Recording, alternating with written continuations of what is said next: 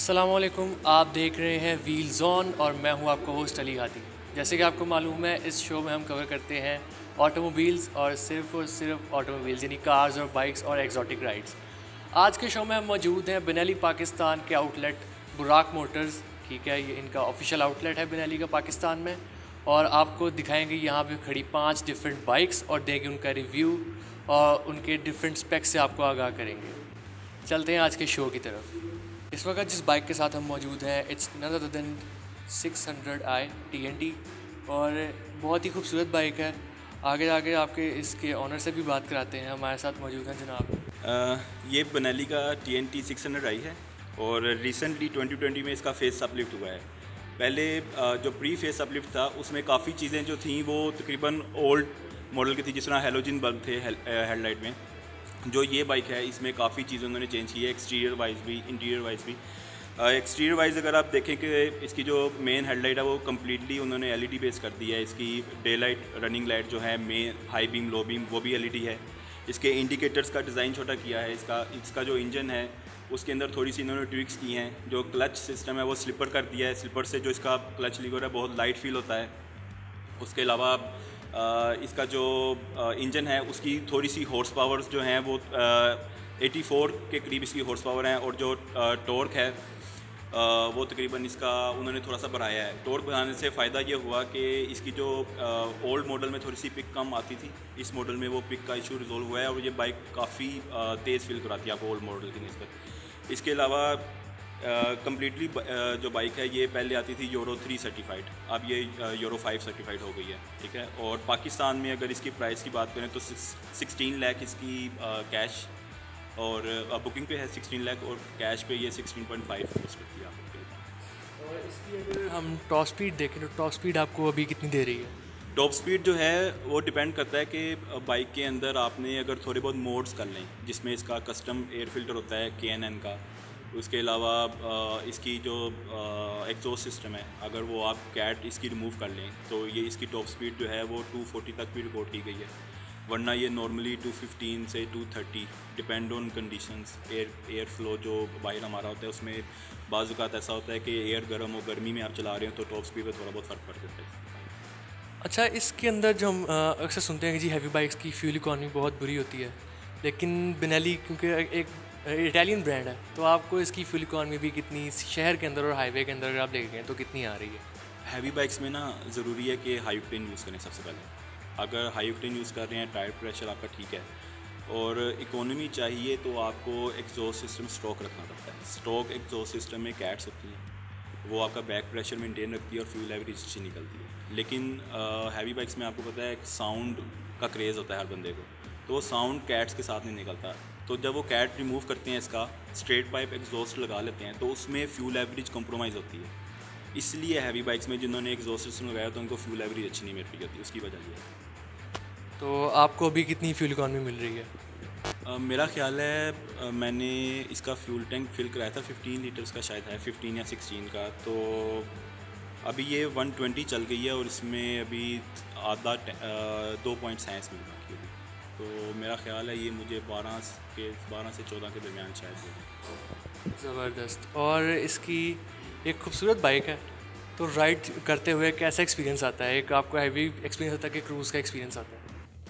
जो नेकिड street bikes हैं ये क्योंकि नेकिड बाइक है, इसकी फेयरिंग्स नहीं है, तो जो नेकिड बाइक हैं ये थोड़ी सी फ्रेंडली होती हैं स्ट्रीट में।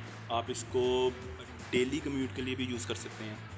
इसको आप ऑफिस लेके जाना चाहिए लेके जा सकते हैं। इसको अगर आप कारपेटेड रोड हाईवेज़ पे एक शहर से दूसरे शहर सफ़र करना चाहिए उस पर भी आप यूज़ कर सकते हैं, ये आपको थकाती नहीं है।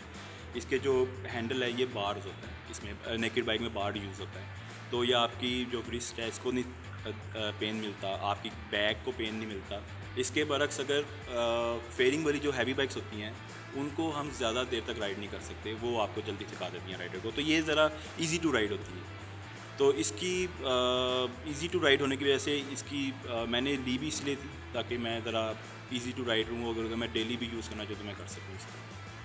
अच्छा, एज अ बाइकर आपका इस बारे में एक्सपीरियंस किस तरह का है कि ज़्यादा मेंटेनेंस मांगती है, कम मेंटेनेंस मांगती है, सस्ती मेंटेनेंस है या कंपैरेटिवली आपको महंगी पड़ती है?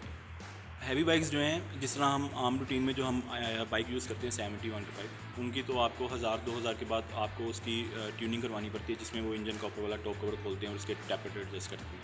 हैवी बाइक्स में ऐसा नहीं होता। इसके अंदर जो वॉल्व क्लियरेंस होती है ना, श्रिम्स होती हैं इसके, वो तकरीबन 15,000 या 20,000 चलने के बाद चेंज होते हैं। तो उस लिहाज से इसके इंजन की मेंटेनेंस इतनी ज़्यादा नहीं है, जस्ट आपने इसका ऑयल चेंज करना होता है। ऑयल फ़िल्टर और एयर फ़िल्टर इसका, क्योंकि स्पंज वाला यूज़ करते हैं वो बना ली अपनी कंपनी में, तो वो क्लीन हो जाता है।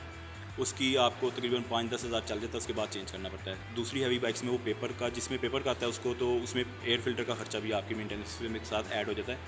तो ओवरऑल इसका जो खर्चा है वो आप यूँ समझ लें जिस तरह आपने छोटी 800 सीसी या 1000 सीसी गाड़ी का जितना खर्चा है ऑयल चेंज का, सेम इसका भी इतना खर्चा। ठीक है।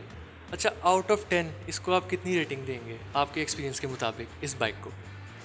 देखिए, क्योंकि मुझे पर्सनली नेकेड पसंद है। अब हर बंदे की अपनी अपनी चॉइस होती है। किसी को स्ट्रीट पसंद है, किसी को नेकेड है, किसी को ट्रैक फेयरिंग वाली बाइक्स पसंद है, किसी को क्रूज़ बाइक पसंद है।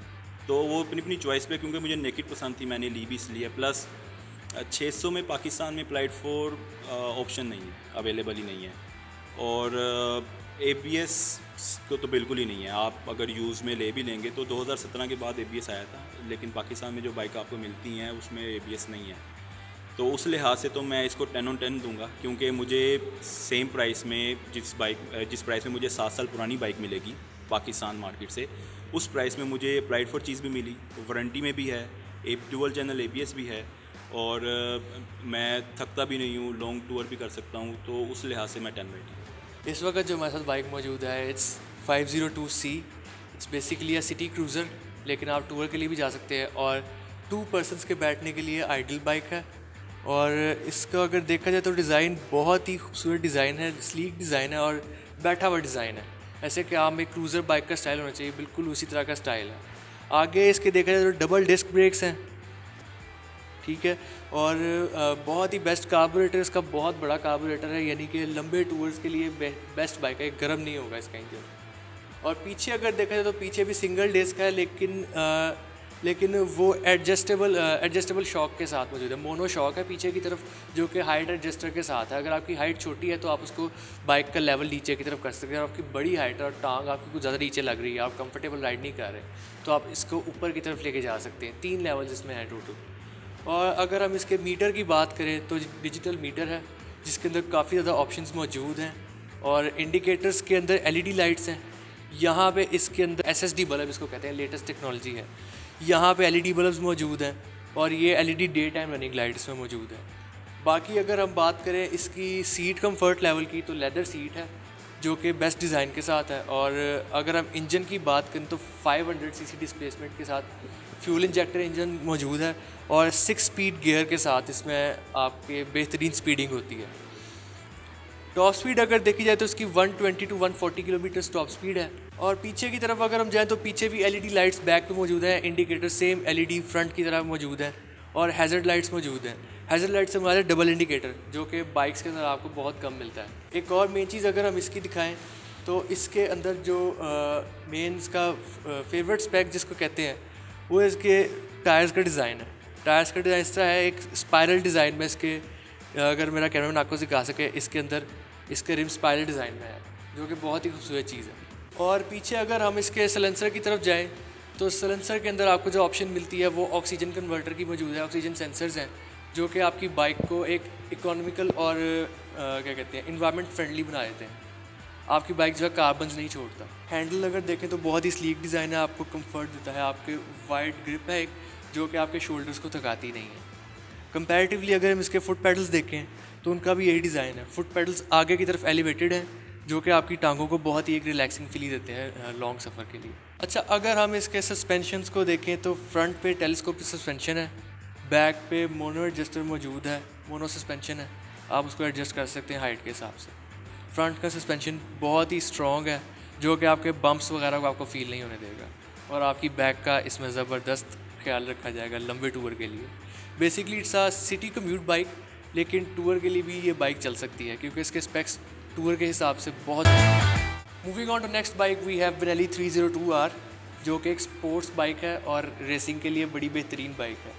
लेकिन पाकिस्तान में इसके अंदर इसका स्पीड लिमिटर मौजूद है, जो कि इसके स्टॉक बाइक अगर स्टॉक सेटिंग्स में देखें, स्टॉक ट्यून देखें, तो आपकी टॉप स्पीड जो है 180 तक जाती है, क्योंकि उसको रजिस्ट किया गया है।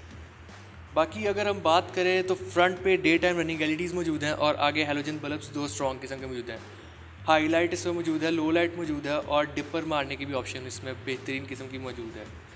अगर इशारों की बात करें, इंडिकेटर्स की बात करें, इंडिकेटर्स में यहाँ पे सेम बेनेली बाइक्स की तरह आपको एलईडी इंडिकेटर मिलते हैं। फ्रंट पे डबल डिस्क है, लार्ज किस्म के डबल डिस्क मौजूद हैं। और अगर इसका फेसलिफ्ट मॉडल की बात की जाए तो उसमें ABS की भी ऑप्शंस मौजूद हैं। मीटर अगर हम देखें तो मीटर इसका भी डिजिटल है। एक बड़ा बेहतरीन सा इंटरफेस आपको मिलता है स्पोर्ट्स के लिए। बड़े नंबर्स इस पर आपके स्पीड के आते हैं, ताकि आप अगर तेज़ बाइक चला रहे हैं तो आपको ज़्यादा मीटर के देखने की ज़रूरत ना पड़े कि आपकी स्पीड कितनी जा रही है। सेकेंडली इसके अंदर अगर हम क्लच देखें तो मल्टी प्लेटेड क्लच की ऑप्शन मौजूद है। मल्टी प्लेटेड क्लच का मतलब ये है कि इसका जो क्लच है वो आपके हाथ को थकाएगा नहीं, क्योंकि प्लेट्स इसमें एक से ज़्यादा हैं, 2 तरह की प्लेट्स इसमें मौजूद हैं, तो वो उसको स्मूथ कर देता है इसका ऑपरेशन। सलेंसर अगर हम देखें तो इस मॉडल के अंदर एक्सेल ब्लास्ट मौजूद है। एक्सेल ब्लास्ट से मुराद ये है कि इसका स्टॉक सलेंसर इसने उतरवाया हुआ है, एक्सेल कंपनी का ब्लास्ट सलेंसर इसमें मौजूद है। उससे ये होगा कि इसका कैटालिटिक कन्वर्टर रिमूव हो जाता है और बाइक की जो ओरिजिनल साउंड है वो इन्हेंस होकर रोरिंग साउंड में कन्वर्ट हो जाती है, जो कि ईयर्स के लिए बहुत बेस्ट फील कराती है राइडर को। एक आपको मैनली फील आती है। फ्यूल टैंक इसमें लार्ज फ्यूल टैंक मौजूद है। नीचे स्क्रीन पे आपको इसकी रेंज मौजूद नज़र आ जाएगी। और अगर इसके इंजन की तरफ जाएं तो 300 सीसी की डिस्प्लेसमेंट और फ्यूल इंजेक्टर इसमें मौजूद है, जो कि फ्यूल इकॉनमी के लिए बेस्ट है। और अगर गियर सिस्टम की बात की जाए तो इसमें 6 स्पीड गियर मौजूद हैं। फर्स्ट गियर जो फ्रंट है, बाकी बैक गियर्स हैं। और पीछे की तरफ अगर हम देखें तो पीछे एक डिस्क मौजूद है और बड़ी बेस्ट बाइकिंग एक्सपीरियंस है। 2 पर्सन इसमें कैपेसिटी है। जो फ्रंट सीट आपकी है वो राइडर को बड़ी बेस्ट एक फीलिंग देती है, क्योंकि स्पोर्ट्स बाइक है तो आप टैंकी के ऊपर पूरा लीन ऑन करके चलाते हैं, जो कि कमर के लिए आपकी बेस्ट है।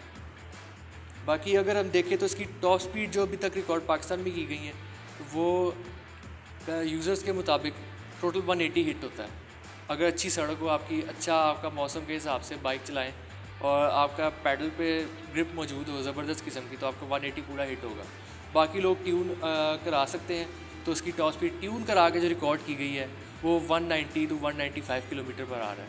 अच्छा, अगर इकॉनमी की इसकी बात की जाए तो आपको अगर स्टॉक सेटिंग्स में स्टॉक सलेंसर में आपकी इकॉनमी देखी जाए तो ये 20 to 25 इन सिटी आपको एक क्रूज़ के मुताबिक आपको इकॉनमी दे रहा है 20 to 25 किलोमीटर, जो कि बहुत ज़्यादा है। अच्छा, अगर हम इंजन की तरफ जाएँ और देखें तो इंजन इसका डुअल सिलेंडर है, ठीक है। 2 सिलेंडर्स इंजन में मौजूद हैं जो कि बेस्ट स्पीड आपको दे देते हैं। और अगर हम इसके दोबारा अगर इस तरफ जाएं शॉक्स की तरफ, तो शॉक्स इसमें डुअल शॉक आगे की तरफ मौजूद हैं। पीछे की तरफ एक स्प्रिंग शॉक मौजूद है जिसको मोनोशॉक कहते हैं, और उसमें भी हाइट एडजस्टर मौजूद है। हाइट एडजस्टर इसका भी इसी तरह है कि अगर आपकी हाइट छोटी है तो आप बाइक नीचे की तरफ कर सकते हैं, या अगर हाइट छोटी भी नहीं है, नीचे की तरफ बाइक करने का ये मकसद होता है कि आपको एक क्रूज़ अच्छा मिल जाता है। जितनी बाइक आपकी नीचे होगी उतनी अच्छी बाइक की रोड ग्रिप होती है। और अगर आप ऊंचा चलाना चाह रहे हैं, अगर आप स्पीड में नहीं चलाना चाह रहे और कंफर्टेबल राइड चाह रहे हैं, तो आप बाइक को ऊंचा कर सकते हैं। उससे ये होगा कि आपकी कमर पूरी नीचे की तरफ आ जाती है और एक बड़ा कंफर्टेबल राइडिंग एक्सपीरियंस आपको मिल जाता है। पीछे की अगर लाइट्स हम देखें तो वो LED लाइट्स हैं, ठीक है, और इंडिकेटर्स भी इसके LED मौजूद हैं। रिम्स की तरफ अगर हम आएँ तो रिम्स में भी डिज़ाइनिंग रिम्स हैं और क्या कहते हैं, बड़ा खूबसूरत सा स्पाइरल सा डिज़ाइन इसमें मौजूद है रिम्स का। कार्बोरेटर इसका बहुत स्ट्रॉन्ग किस्म का है जो कि नीचे की तरफ लगा होगा, उस पर कवरिंग मौजूद है। ये सारी स्पोर्ट्स कवरिंग इसमें मौजूद है, तो इसलिए आपको पार्ट ज़्यादा नज़र नहीं आते। It's not a naked bike, it's a sports bike, इसलिए इसमें ज़्यादा कवरिंग मौजूद है। और एरोडायनेमिक्स बहुत स्ट्रॉन्ग किस्म के हैं। लीनियर मूवमेंट्स आपको बार डिज़ाइन के अंदर नज़र आएंगी इसके, जो कि हवा को काटते हुए पीछे की तरफ पुल आउट कर देती हैं। अच्छा, before moving on to next ride, हम यहाँ पे एक छोटा सा ब्रेक लेंगे और ब्रेक के बाद आपको दिखाएंगे फर्दर 2 तरह की और बाइक्स दिखाएंगे आपको, और आपको यहाँ के ऑनर से इंटरव्यू भी करवाएंगे।